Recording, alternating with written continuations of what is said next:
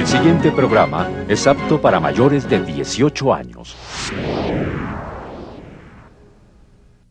Contravía.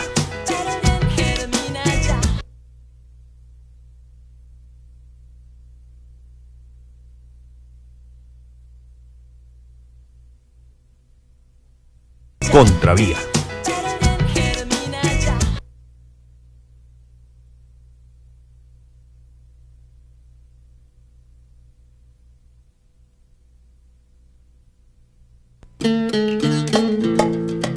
El programa para la democracia y los derechos humanos País Colombia, auspiciado por la Unión Europea y las organizaciones que lo conforman, presenta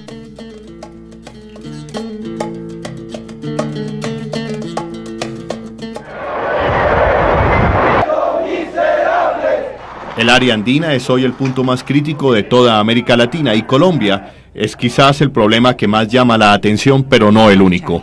Venezuela, Ecuador, Perú y Bolivia en los últimos años han sentido la inestabilidad política y Colombia se convierte, debido al conflicto armado que padecemos, en la punta de lanza de una nueva estrategia militar de los Estados Unidos para el área andina, más aún después de los hechos del 11 de septiembre. El hambre, la inequidad, el desplazamiento, la inestabilidad política y los brotes de autoritarismo son puntos en común de los países de la región. Por ello, la semana pasada se llevó a cabo en Cali la primera conferencia regional humanitaria para llamar la atención sobre esta crisis que está afectando a millones de personas en la región. Y Contravía estuvo allí. Ese es nuestro tema de hoy en Contravía. Bienvenidos.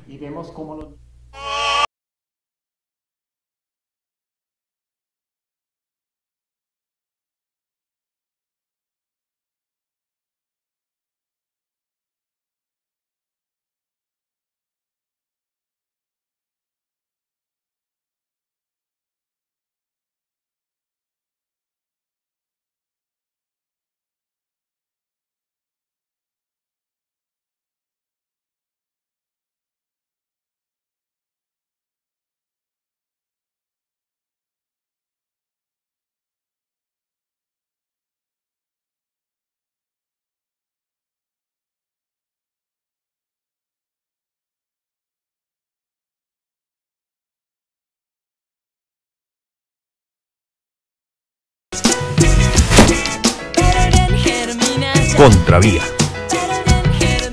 La conferencia regional humanitaria fue promovida por el programa Democracia y Derechos Humanos País Colombia, que auspicia la Unión Europea. Su gestor, Juan Manuel Osorio, hace la radiografía de lo que vive hoy la región. Hoy nos encontramos en una coyuntura en que las circunstancias hacen necesario reclamar y exigir soluciones concretas a la situación que se vive en la región. En ella se presentan signos de alta inestabilidad política, el inconformismo popular, la falta de respuestas efectivas a las necesidades de la población, la debilidad de las instituciones, entre otros muchos factores, han hecho que en la mayoría de nuestros países se vivan procesos políticos de polarización, confrontación y tensión, con fuertes componentes de inestabilidad. La inequidad, la miseria, el hambre y la desnutrición son comunes a todos los países del área andina.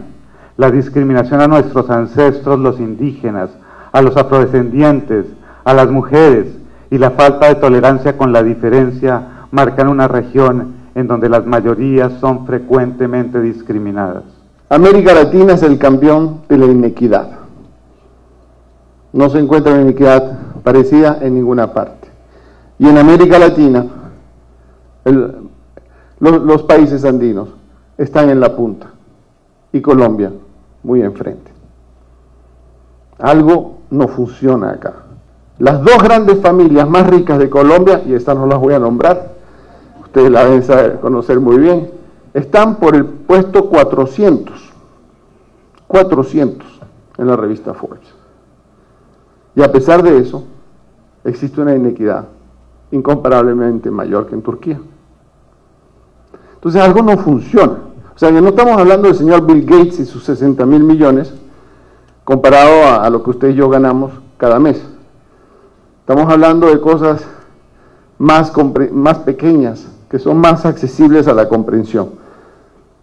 Pero no, esta inequidad a la que se refería el gobernador, se parece ser como un estigma que nos persigue a todos en nuestros países andinos.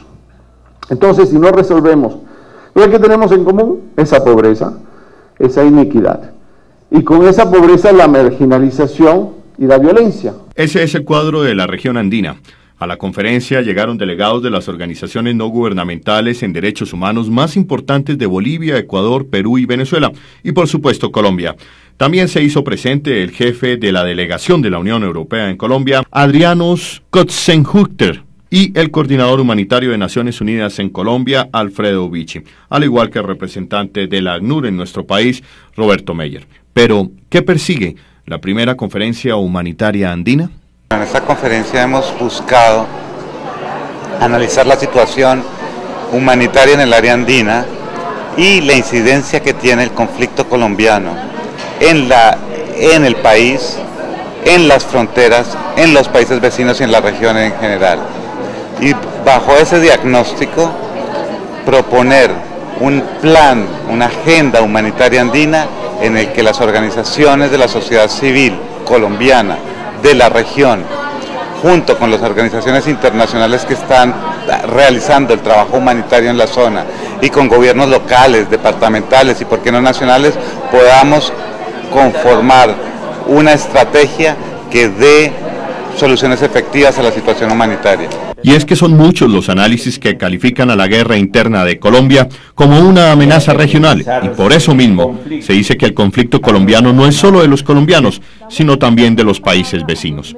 Las amenazas para esos países saltan a la vista: la presencia de cualquiera de los actores armados colombianos en su territorio, conflictos sociales detonados por migrantes que huyen de la guerra, el desastre ecológico producto de los cultivos ilícitos y las fumigaciones. El tema de Colombia ya no es un tema colombiano. El tema de Colombia nos interesa a todos por razones humanitarias, pero también por la afectación, por la incidencia del Plan Colombia en nuestras fronteras y al interior de nuestros países. Esta es una iniciativa que trata de apropiarse, y por eso el discurso necesariamente tiene que ser antiimperialista, porque el gobierno, en este caso el gobierno de Ecuador y Colombia, se han alineado en las actitudes asumidas por Washington, y este criterio ha desnacionalizado nuestra política y se olvida de los intereses de las clases más desfavorecidas, de los vulnerables que se encuentran en nuestros dos países y con una incidencia de pobreza y de miseria de hasta el 70-80% de la población. Esa es nuestra preocupación. De acuerdo a lo que nosotros podemos percibir, no directamente, sino por contacto con las organizaciones que tienen trabajo en frontera, se ha visto un incremento en personas que cruzan la frontera solicitando protección internacional, solicitando refugio. Esencialmente, pues los números de solicitantes se han incrementado, familias que cruzan, y lo que alegan cuando son recibidos del lado venezolano es que pues vienen solicitando protección, huyendo de la violencia. El Plan Colombia privilegia la salida exclusivamente militar al cultivo, procesamiento y tráfico de drogas, y los gobiernos de la región se han asociado a esta política. En el caso ecuatoriano se han destinado grandes recursos a la militarización de la frontera, y hasta el momento por lo menos no se vislumbra que alguno de estos gobiernos se atreva a interpelar a la Casa Blanca en la posibilidad de otra salida al tema de las drogas. En el Ecuador estamos pensando que las afectaciones son múltiples. La afectación del Plan Colombia, de la iniciativa regional impuesta por Washington, está afectando de maneras muy variadas. Existe en el Ecuador un proceso de militarización de la frontera que nos está costando muchos millones de dólares, y eso podría ser un primer fenómeno preocupante para las arcas nacionales. Pero existen otro tipo de problemas de tipo social y humano que nos preocupan inclusive más. En este momento nosotros hemos trabajado con 11 organizaciones durante 3 años para evitar las fumigaciones que se dirigen supuestamente contra las plantaciones ilícitas, porque esas fumigaciones que se están produciendo en la frontera entre Colombia y Ecuador producen un gravísimo daño, no solo a los cultivos, que se han perdido casi totalmente y están produciendo el desplazamiento interno de los ecuatorianos de frontera, sino que produce incluso la muerte de la gente.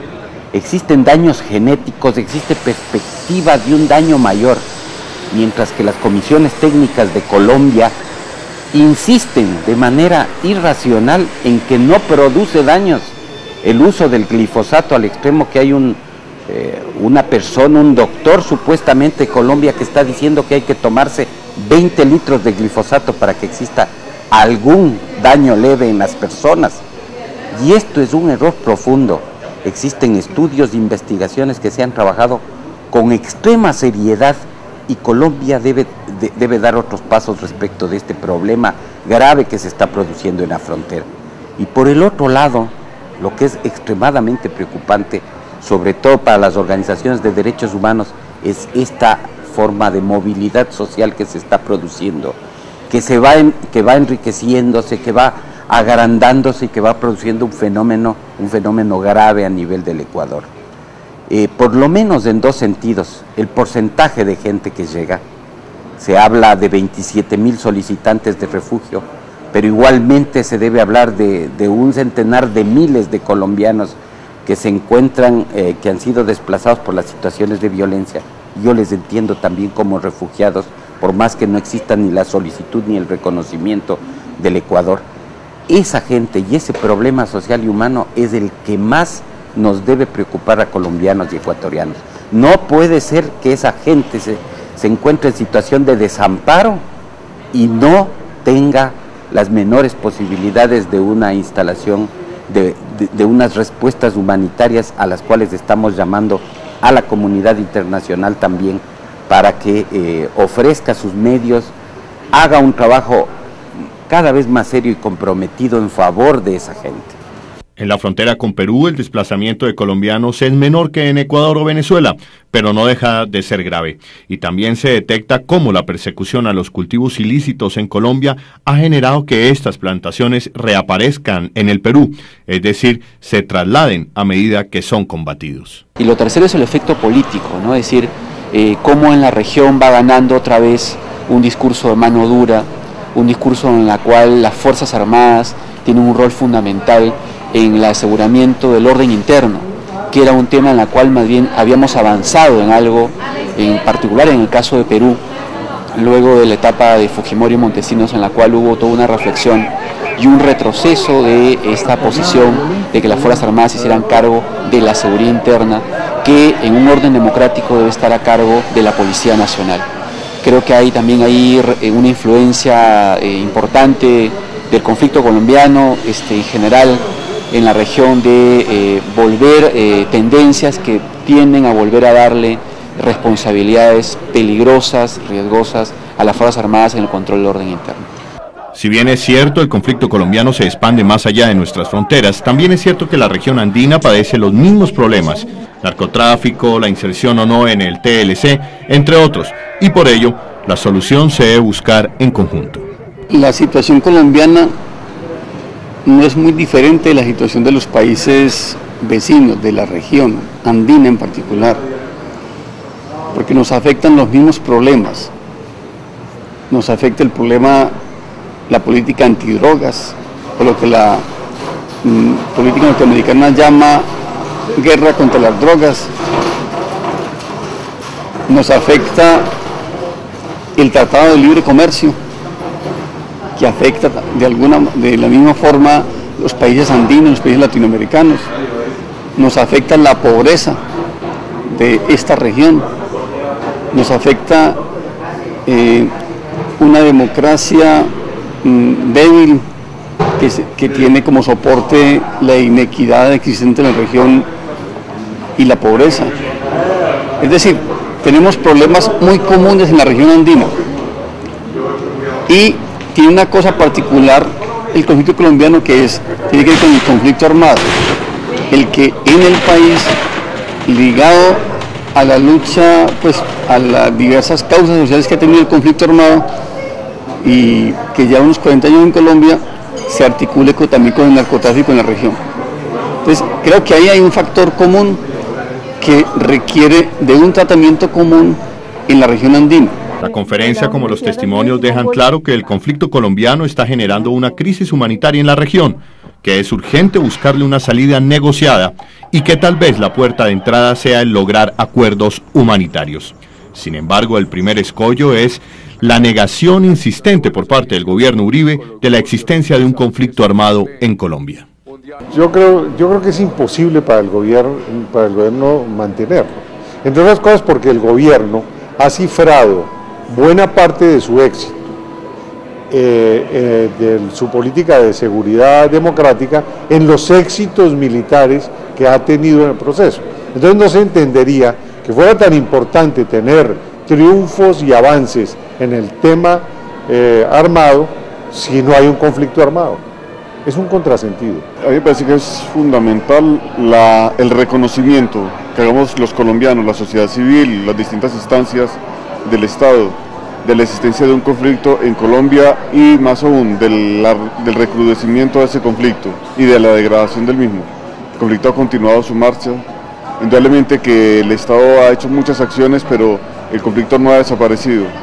Y ese conflicto ha producido desplazados, ha producido gente amenazada, muertos, poblaciones arrasadas.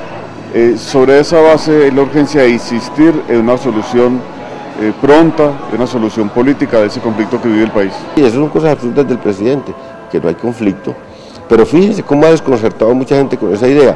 Ahora eso le da licencia a uno también para decir cosas también absurdas, como la que he dicho yo en conferencia, es que este conflicto que se dice que lo peor del conflicto colombiano es que está ligado al narcotráfico, y yo digo lo contrario, no, porque está ligado al narcotráfico es que tiene visibilidad internacional, porque está ligado al narcotráfico es que le interesa a todos los países, y claro, ya no podemos tampoco pensar la solución del conflicto si no negociamos el tema del narcotráfico.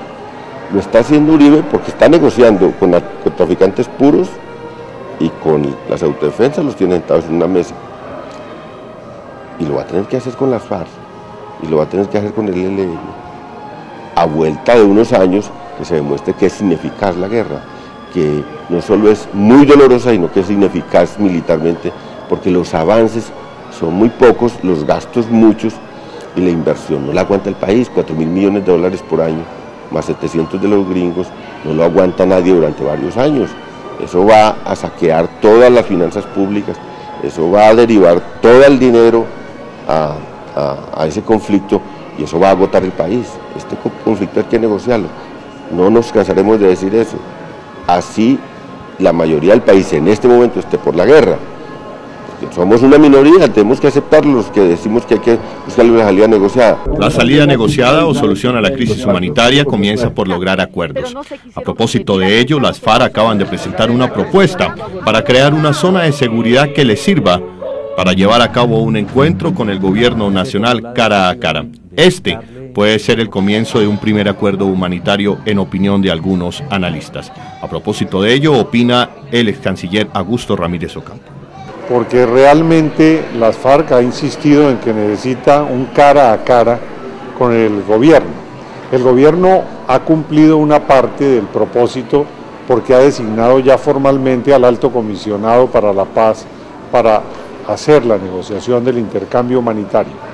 Las FARC han cambiado su solicitud original de despejar 2 departamentos simplemente por 72 horas, dentro de una fórmula de no operaciones ofensivas, abrir la posibilidad del encuentro directo en un caserío del Caquetá. En este caso propone 3 alternativas. Una que por cierto nos sirvió mucho cuando la liberación de los soldados e infantes de Marina, que negociamos por allá por Remolinos del Caguán, pero en Barranco Colorado fue la base, digamos, de operaciones para la ejecución de todo ese acuerdo. Así que me parece que hay voluntad política de ambas partes, se han quedado sin facilitadores, porque el gobierno prácticamente le dijo a la iglesia que era para asuntos espirituales, y las FARC le dijo a las FARC le dijeron a los suizos que prácticamente quedaban licenciados. Yo creo que forzando precisamente para que hubiera el cara a cara.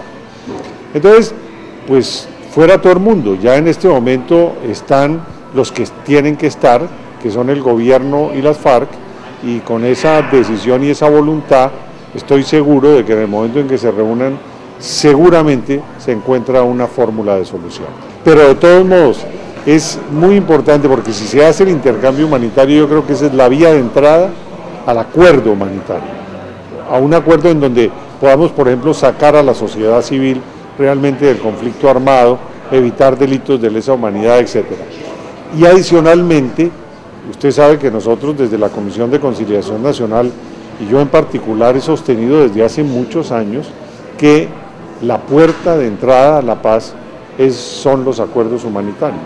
Ahora con la propuesta que ha hecho la Comisión de Conciliación, de que celebremos el bicentenario de la independencia el 20 de julio del año 2010, pues lo hagamos precisamente con una política nacional y permanente de paz, una solución negociada del conflicto armado, un respeto a los derechos humanos y al derecho humanitario, una cooperación de la comunidad internacional, una participación de la sociedad civil, para efectos de que realmente lleguemos a la reconciliación, que es distinto de firmar la paz, es un paso mucho más avanzado, y con una paz integral con justicia social, porque nosotros reconocemos que el conflicto es un conflicto social y armado. Después de 3 días de conferencias, los asistentes produjeron sus conclusiones. Uno me pregunta es ¿para qué Uribe quiere un ejército tan grande si no va a tener qué instituciones defender? ¿Cuál es el concepto que tenemos de territorio? Si cada día nos están sacando. Que no solo debe ser para esto, sino más allá, porque ya vemos que los fines no es solo Colombia, es la región y es un poder internacional, mundial. Insistir en el contexto en el que se está produciendo y está emergiendo y se está agravando y se está expandiendo esta crisis humanitaria en la región andina y sus impactos e incidencias en el continente o en el subcontinente latinoamericano. Aquí hay una acción militar de proyección estratégica en la que el conflicto colombiano es apenas una parte del problema. Aquí tenemos que mirar todos los intereses que se mueven alrededor de este conflicto, de esta tendencia de regionalización del conflicto, de la aplicación del Plan Colombia, primero la iniciativa regional andina, después el Plan Patriota como componente militar de esa estrategia, y los intereses económicos que subyacen a esa crisis que se profundiza en la medida en que se usa el conflicto armado colombiano en la perspectiva de una expansión. No olvidemos en qué continente estamos, a quién le interesa fomentar este conflicto, quién está aportando los millones de dólares para comprar las armas. No olvidemos los intereses que se mueven detrás de esa estrategia de guerra, aún para hablar de un tema humanitario. Las organizaciones no gubernamentales de la región andina quedan con un trabajo grande por delante: consolidar la Carta Andina de Derechos Humanos y especialmente lograr que se implemente efectivamente la Declaración de Cartagena, que reconoce el estatus de refugiados a las personas víctimas de conflictos armados internos y que hasta este momento no ha sido efectiva. También es urgente para todas las organizaciones y asistentes a la conferencia trazar una agenda humanitaria para la región. Queremos hacerle eco a las voces de las víctimas, queremos colocarnos del lado de las víctimas del conflicto para demandarles a quienes los afectan compromisos claros y compromisos verificables del respeto por ellas y del resarcimiento de sus derechos continuamente vulnerados por la dinámica del conflicto. Y creemos que la discusión que hemos dado en estos 2 días refrenda la necesidad de encontrar un camino negociado y pacífico para superar la confrontación que vive Colombia, que sería además una importante contribución de los colombianos y de las colombianas a la estabilidad política de la región, a la convivencia democrática en la región andina, y que ofrecería un horizonte de esperanza para los pueblos del área andina. Por ello, hicimos este evento en el marco de la Semana por la Paz para decirles a ustedes, a las organizaciones internacionales y al gobierno colombiano, que en Colombia, con la alianza y con la compañía de ustedes, hay una sociedad civil que no se resiste al imperio de la muerte.